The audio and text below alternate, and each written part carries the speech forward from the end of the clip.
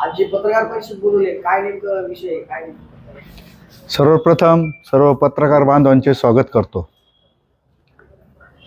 कोपरगाव नगरपालिका व महाराष्ट्रातल्या सार्वत्रिक निवडणुकाच्या निमित्ताने 2 तारखेला होऊ घातलेली निवडणूक महाराष्ट्रातील 24 नगरपरिषदा आणि जवळपास महाराष्ट्रातील 154 सदस्य संख्या असलेल्या नगरसेवकांची निवडणूक ही न्यायालयाच्या निर्णयामुळे पुढे गेलेली आहे. त्या अनुषंगाने काही खुलासे करण्याची भारतीय जनता पक्ष व लोकसेवा आघाडीच्या वतीने मी या ठिकाणी उपस्थित आहे. माझ्या समवेत आहे संतोष भाऊ गंगवाल, सिद्धार्थ साठे, संदीपजी वाघचौरे. 2 तारखेला कोपरगाव नगरपालिकेची सार्वत्रिक निवडणूक होणार होती आणि ती काही विरोधी उमेदवारांच्या अर्जात त्रुटी आढळल्यामुळं काही उमेदवार न्यायालयात गेले होते. 24 ते 27 दरम्यान ती प्रक्रिया पूर्ण करणं गरजेचं होते, पण निवडणूक निर्णय अधिकारी आरोनी ती प्रक्रिया पूर्ण अपेक्षित केली नाही. त्याच्यामुळे ती निवडणूक प्रक्रिया पुढे गेली. महाराष्ट्रातील 24 पालिका आणि 154 सदस्य संख्येची. त्यानिमित्ताने विरोधी उमेदवार व विद्यमान आमदारांनी डॉक्टर बाबासाहेब आंबेडकर स्मारकात या ठिकाणी एक आंदोलन केलं काळ्या फिती लावून आणि त्यांनी असं भासवण्याचा प्रयत्न केला का ही निवडणूक आमच्यामुळे पुढे गेली. तर आमच्यामुळे जर पुढे गेली असेल तर महाराष्ट्रातल्या 24 नगरपालिकांची निवडणूक पुढे गेली. त्याच्यात अजितदादा पवार यांची नगरपालिका बारामती ती सुद्धा पुढे गेली आणि त्यांनी असं भासवलं कोपरगाव शहरातील जनतेला की निवडणूक पुढे जाण्यास कारणीभूत भाजप व लोकसेवा आघाडी कारणीभूत आहे. जर विरोधी उमेदवाराच्या अर्जात जर त्रुटी असेल आणि निवडणूक निर्णय अधिकाऱ्यांनी त्याच्यात जर कारवाई करणं अपेक्षित असताना केली नसेल, तो उमेदवाराचा नैसर्गिक हक्क आहे जो संविधानाने आम्हाला दिलेला आहे, न्यायालयात जाणं दाद मागणं.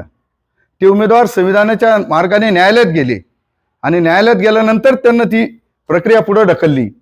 पण विरोधी जे उमेदवार आहे राष्ट्रवादी काँग्रेसचे, त्यांनी अशा पद्धतीचं आंदोलन केलं काळ्या फिती लावून बाबासाहेब आंबेडकर स्मारकात का आम्ही त्यांना संविधानाचाच निर्णय मान्य नाही. मग कदाचित त्यांनी केलेला हा न्यायालयाचा अवमान आहे आमचं असं मत आहे. कारण काळ्या फिती लावून न्यायालयाच्या निर्णयाविरुद्ध त्यांनी आंदोलन केलेले. संपूर्ण महाराष्ट्रातल्या 24 नगरपालिका आणि 154 सदस्य संख्या, त्यात अहिल्यानगर जिल्ह्यातले पाथर्डी, देवळाली, प्रवरा, नेवासा आणि कोपरगाव या 4 नगरपालिका बी पुढे गेलेल्या आहे. आणि असं भासवण्याचा कोपरगाव शहरातल्या नागरिकांचा गैरसमज पसरवण्याचा त्यांनी प्रयत्न केला. याचा मी सर्वप्रथम भारतीय जनता पक्ष व लोकसेवा आघाडीच्या वतीने निषेध करतो. आणि जरी निवडणूक 2 तारखेला झाली असती तर संपूर्ण महाराष्ट्रातली मतमोजणी ही 21 तारखेला होणार, 21 डिसेंबरला. म्हणजे 2 तारखेला होऊन 3 तारखेला निकाल कोणताच लागणार नव्हता. पण ते भासवण्याचा प्रयत्न, कारण ते जनतेच्या मनातून पूर्णपणे उतरले. त्यांना माहिती ही निवडणूक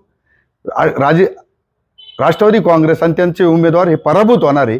शहरात भारतीय जनता पक्ष लोकसेवा आघाडीची सत्ता येणार आहे. आमचे नगराध्यक्षाचे उमेदवार पराग संधान विजयी होणार. पण त्यांनी एक खोटं त्यांनी दाखवण्याचा प्रयत्न केला, त्याचा आम्ही निषेध करतो. आणि काल महापरिनिर्वाण दिनाच्या निमित्ताने बी विरोधी उमेदवार आणि बाबासाहेब आंबेडकर स्मारकात येऊन त्यांनी ज्या पद्धती केलं, कालही ते बोलले का माझ्या संस्थेचं नाव समता आहे. पण मला 24 वर्षात 2001च्या नगरपालिका निवडणुकीनंतर काकासाहेब कोयटे कधी बाबासाहेब आंबेडकर स्मारकात दिसले नाही. महापरिनिर्वाण दिनाला दिसले नाही, विश्वरत्न डॉक्टर बाबासाहेब आंबेडकर जयंतीला दिसले नाही, धम्मचक्र प्रवर्तन दिनाला दिसले नाही, धम्मचक्र प्रवर्तन दिनाला सुद्धा दिसले नाही. मग असं असताना ते बेगडी प्रेम दाखवत आहे बाबासाहेबबद्दल. त्यांचं म्हणणं आहे माझ्या नावात समता आहे. मी मागच्या हप्त्यातच एका भाषणात सांगितलं होतं तुमच्या नावात जर समता आहे तर त्यांनी जे आमदारताईच्या प्रयत्नातून भारतरत्न डॉक्टर बाबासाहेब आंबेडकर जे वाचनालय तिथं समता स्टडी सेंटर केलं, त्याला बाबासाहेबाचं नाव का नाही दिलं तिने? आमचा प्रश्न आहे त्यांना जर एवढं बाबासाहेबांच्या विचारावर ते चालणारे उमेदवार आहे, पण त्यांचं बेगडी प्रेम आहे निवडणुकी आली का दिशाभूल करायची जनतेची, सातत्याने त्यांच्या अशा कृती दिसून येते. 24 वर्षात ते कुठेही दिसले नाही. म्हणजे बाबासाहेब आंबेडकर स्मारकात दिसले नाही.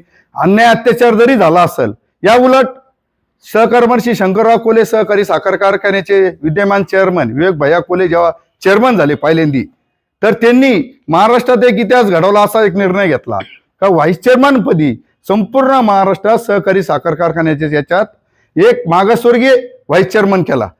आमचे माननीय रमेशरावजी घोडेराव साहेब यांना दलित समाजातल्या व्यक्तीला त्यांनी व्हाईस चेअरमन पदाचा बहुमान दिला.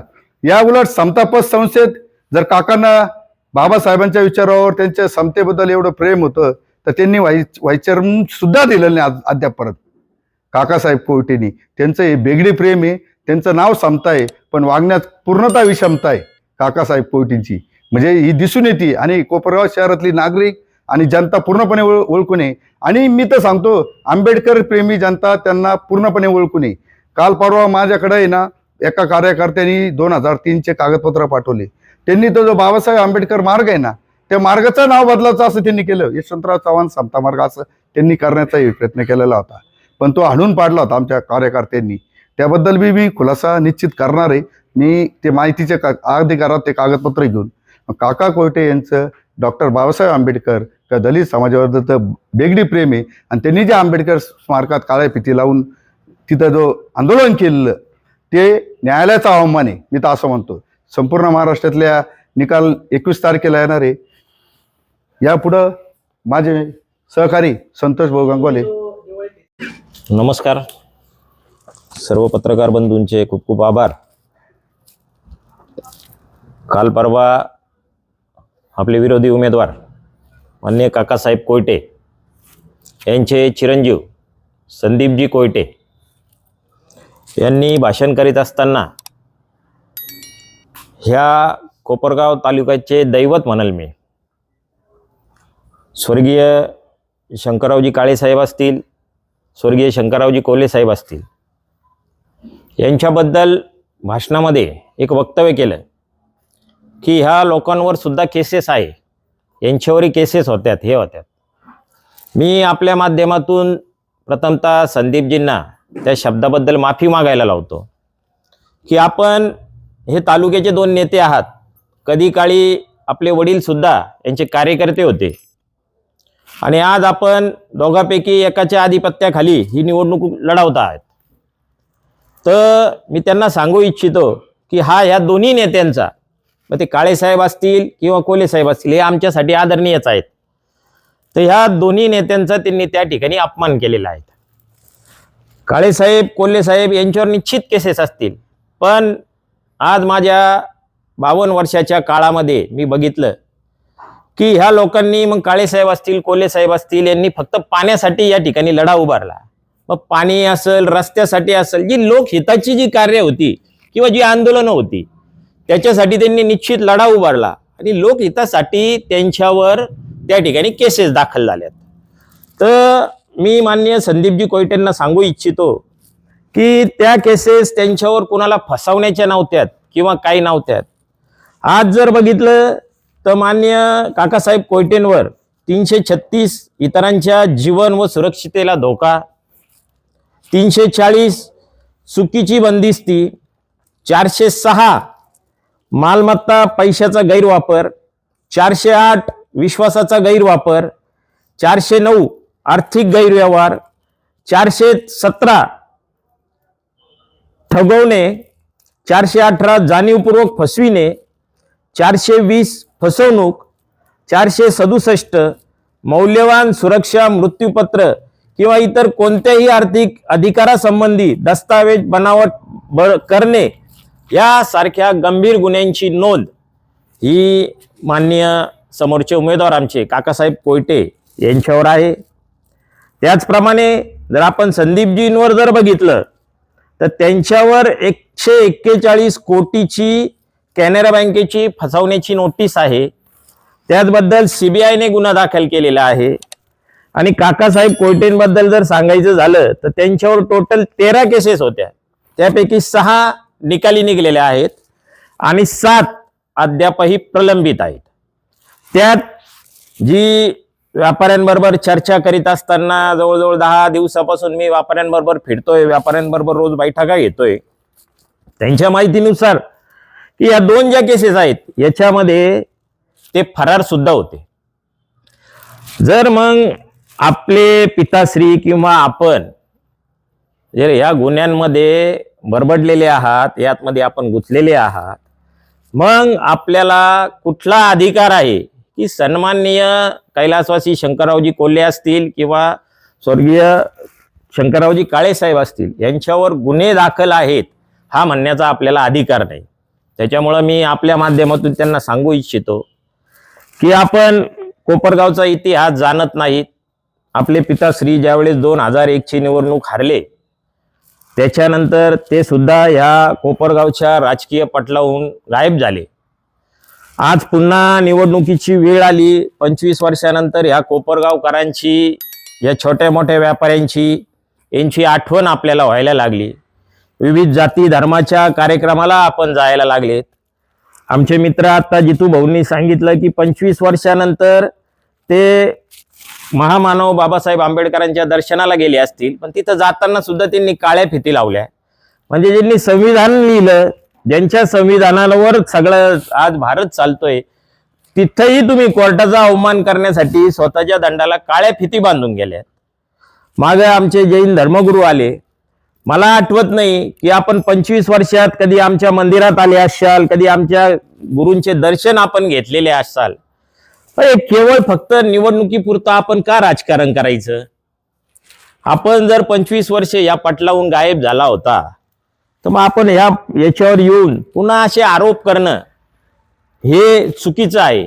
म्हणून मी संदीपजींना या ठिकाणी सांगू इच्छितो आपल्या माध्यमातून की संदीपजी, या कोपरगाव तालुक्याचा एकदा आपण अभ्यास करा.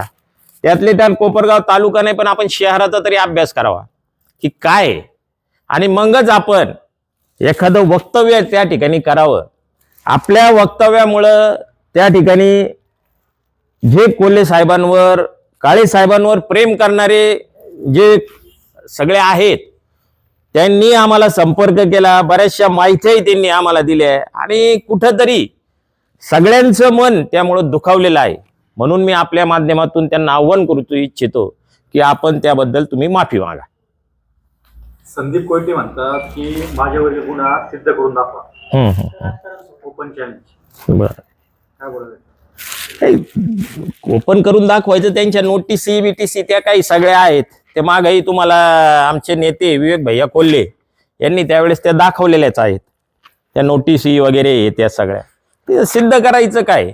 सिद्ध तर सगळे जनताच सांगू राहिली काय आहे काय नाही. आणखीन बरेचसे कागदपत्र जनतेने आमच्याकडे आणून दिलेली आहेत. वेळोवेळी आपण पुढच्या पत्रकार परिषदेला सुद्धा त्याचा सगळा खुलासा आम्ही तुम्हाला करतच राहू. डी न्यूज वृत्तवाहिनी सामाजिक, शैक्षणिक, राजकीय, धार्मिक, सहकार, सांस्कृतिक, कृषी या सर्व चालू घडामोडींचा वेध घेणारी वृत्तवाहिनी. डी न्यूज वृत्तवाहिनी, वेध वर्तमानाचा.